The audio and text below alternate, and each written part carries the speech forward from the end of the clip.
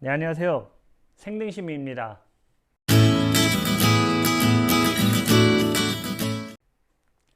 네, 오늘은 종말의 완벽한 사인 그 세 번째 시간으로 함께 나누려고 합니다. 우리가 전 시간에는 자연재해에 대하여 자연을 사람들이 마음대로 움직일 수 있는 그런 현상들에 대해서 나누었다면 오늘은 바로 그 세 번째 시간 이 언어의 장벽이 허물어지고 있다 이것에 대해서 나누려고 합니다. 우리가 언어가 나누어진 사건은 언제를 배경으로 하고 있습니까? 바로 바벨탑 사건을 배경으로 하고 있죠.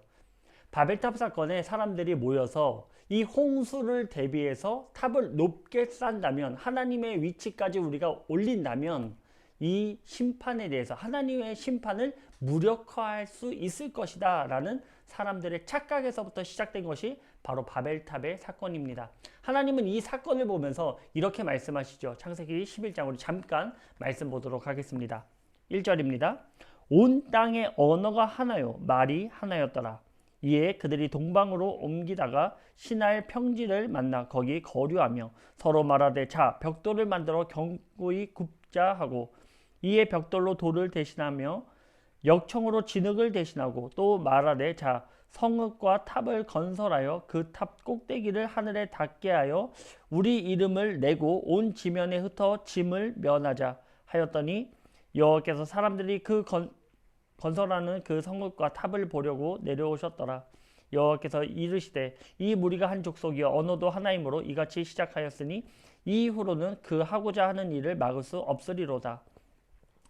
네, 하나님께서 우리의 언어를 흩으신 사건을 말씀하고 계신데요. 이 사건이 어떤 사건이었습니까? 바로 하나님의 그 심판을 면하고자 하는 바벨탑을 높게 쌓는 거기서 주 요소가 무엇입니까? 바로 언어가 하나였다라는 거예요. 민족, 족속이 하나고 언어가 하나였다. 바로 이것을 지금 하나님께서 우리에게 말씀하고 있는 것이죠.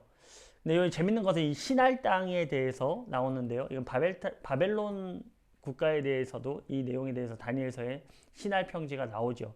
여기서는 이제 기름이 나오는 것을 우리가 유추해 볼 수 있는데 풀무불의 사건을 통해서 여기서도 어김없이 역청은 이제 기름덩이 이런 것들을 얘기하고 있는 것이죠. 뭐 아무튼 이거는 나중에 뭐 성경적인 지식으로 함께 나누도록 하고요. 하나님께서는 이 언어를 흩으신 사건이 있습니다. 바로 사람의 교만을 막으시기 위해 이것을 막지 않는다면 결국에는 어떻게 된다라고 말씀하십니까? 이제는 이들을 막을 수 없다. 이들을 멈출 수 없는 상황까지 오게 될 것이다 라는 것이 하나님의 걱정이었습니다. 그래서 우리 모든 민족들로 하여금 이 언어를 흩으시고 족속을 나누시는 사건이 이때 발생하게 된다라는 것이죠. 그런데 오늘날에는 무슨 일이 일어나고 있습니까? 바로 언어의 장벽을 무너뜨리는 뭐 요즘에야 뭐 별로 그렇게 확연하게 드러나고 있지는 않습니다. 그런데 그래도 놀라운 것은 파파고라든지 어떤 구글 번역기를 통해서 번역을 하면은 일부 요소의 언어들만 고치면 완벽한 문장도 나올 때가 가끔 있습니다.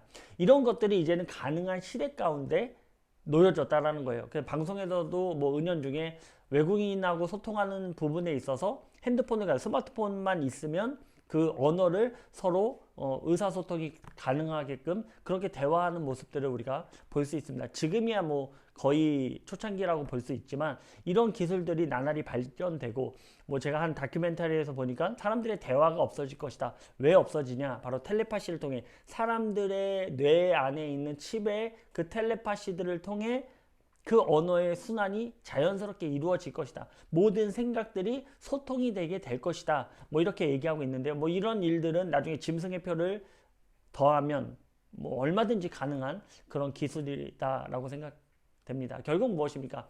소통하는 부분에 있어서 언어의 장벽이 없어진다는 거예요.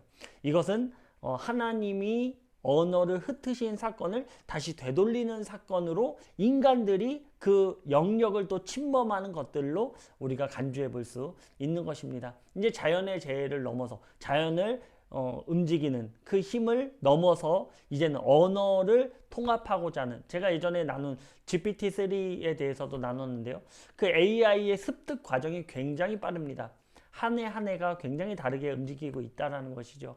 거기서 이제 결국 나오는 것들이 무엇입니까? 언어를 공부를 해서 이제 이 언어가 자연스럽게 변화되는 과정들 그런 것들이 이제 사람들이 습득할 수 있는 그런 기술들이 발전되고 있다라는 것입니다.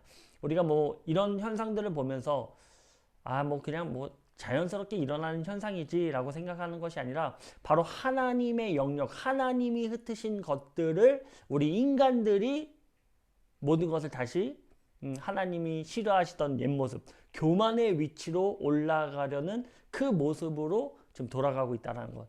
이것은 반드시 하나님의 심판을 불러올 것입니다. 하나님은 우리가 언어가 하나 되고 언어의 소통에 그 장벽이 없어지는 그 가운데서 하나님의 심판의 위치가 와 있다는 것.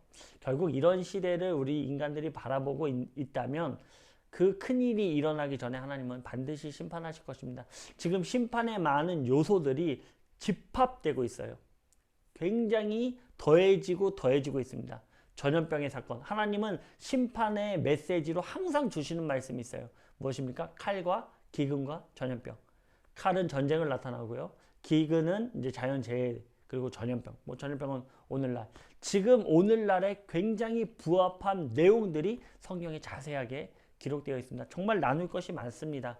오늘날의 이런 소통의 부재들을 뛰어넘는 일들, 그런 언어의 장벽을 뛰어넘는 일들이 결국 하나님의 영역을 우리들이 침범하고 있다는 것. 우리가 하나님의 영역을 침범하면 하나님은 반드시 심판하시는 하나님이라는 것. 우리가 이것을 잊지 마시기 바랍니다. 우리 다음 주에는 또 어떤 일들로 사람들이 하나님의 영역을 침범하는지, 우리가 점점 이제 창세기의 그 태초로 가까이 가는 모습들을 볼 수 있습니다. 네. 다음에 나눌 그 내용의 힌트가 될 수 있겠죠. 바로 그 정점에 들어가면 하나님의 심판이 가까웠다. 우리는 깨달으시길 바랍니다. 여러 가지 나누기 많습니다. 네, 저도 많이 찍고 또 많이 현장에서 보여주고, 그럼 우리 생등심의 그 영상 올리도록 하겠습니다. 네, 오늘은 여기까지만 하겠습니다. 감사합니다.